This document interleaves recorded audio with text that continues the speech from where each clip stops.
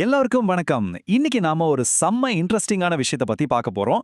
Korean மொழியோட எழுத்து முறைய ரொம்ப சுலபமா நமக்கு நல்லா தெரிஞ்ச நம்ம தமிழ் உச்சரிப்புகளை வச்சே எப்படி கத்துக்கிறதுன்னு இந்த தொகுப்புல பார்க்க போறோம். கொரியன் எழுத்துக்களை பத்தின ரகசியங்களை இன்னைக்கு நாம உடைக்க போறோம். என்ன தயாரா இருக்கீங்களா? சரி, நேரடியா விஷயத்துக்கு வருவோம். கொரியன் எழுத கத்துக்கணும்னு ஆசையா இருக்கும், ஆனா அது ரொம்ப கஷ்டமான மொழியோன்னு ஒரு சின்ன தயக்கமும் இருக்கும், ரைட்?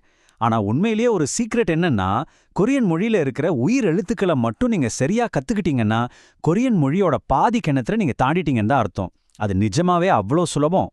இன்னைக்கு நம்மளோட பயணம் எப்படி இருக்க போகுதுன்னா, முதல்ல கொரியன் மொழி அறிமுகம், அப்புறம் எளிமையான உயிரெழுத்துக்கள், அடுத்து மெய்யெழுத்து கா, அதுக்கப்புறம் உயிரையும் மெய்யையும் இணைக்க போறோம், கடைசியா எழுதும் முறை மற்றும் பயிற்சி.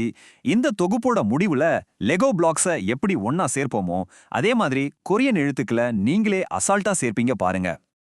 பகுதிக்குள்ள போயிடலாம். கொரியன் மொழி அறிமுகம், அந்த சீக்ரெட் ஃபார்முலா என்னன்னு பாப்போம். முதன்முறையா கொரியன் எழுத்துக்களை பார்க்கும்போது ஏதோ புரியாத சிம்பிள்ஸ் மாதிரி சிக்கலான டிசைன் மாதிரி உங்களுக்கு தெரியலாம். ஆனா அங்கதான் விஷயமே இருக்கு. கொரியன் உயிரெழுத்துக்கள் எல்லாமே வெறும் நேர்கோடுகளோட கலவைதான். ஆமாங்க, ஒரு கோடு அதோட இன்னொரு கோடு.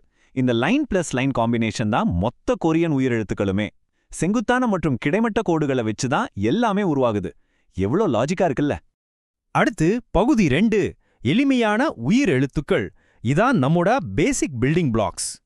இப்போ இந்த அடிப்படையான கோடுகளை நம்ம தமிழ் உச்சரிப்போட எப்படி பொருத்தி பார்க்கறதுன்னு பார்ப்போம். இது ரொம்ப சுவாரஸ்யமா இருக்கும், கவனிங்க. ஒரு நீளமான செங்குத்து கோடு, அதுக்கு வலது பக்கம் ஒரு சின்ன கோடு போட்டா அது ஆ சத்தம்.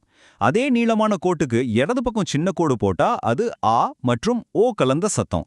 எந்த சின்ன கோடும் இல்லாம வெறும் செங்குத்து கோடு மட்டும் போட்டா அது ஈ சத்தம். நம்ம தமிழ் எழுத்துக்களான ஆ ஈ கூட இது எவ்வளவு கச்சிதமா பொருந்தது பாருங்க. இங்கதான் ஒரு சின்ன மேஜிக் நடக்குது. வலது பக்கம் ஒரே ஒரு சின்ன கோடு போட்டா அது ஆ சத்தம்னு பார்த்தோம் இல்லையா? அதுவே 2 சின்ன கோடுகள் சேர்த்தா முன்னாடி ஒரு ஒய் சத்தம் சேர்ந்துடும்.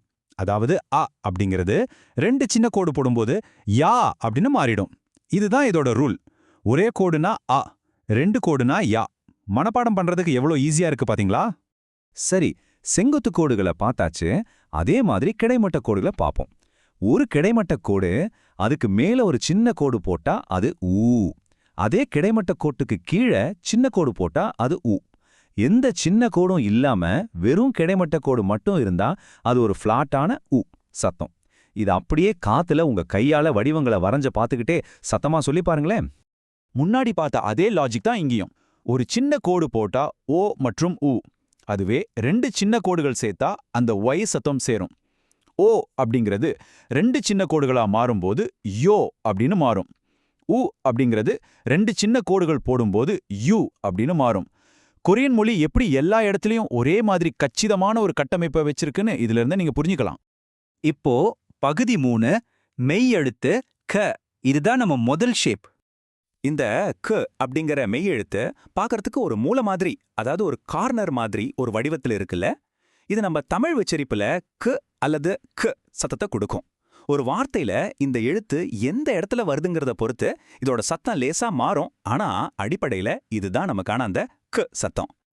அடுத்து பகுதி 4, உயிர் மற்றும் மெய் எழுத்துக்களை இணைக்க போறோம். அந்த லெகோ ஸ்னாப் மொமெண்ட் இதுதான். இப்போ இங்க ஒரு உண்மையான மேஜிக் பாருங்க.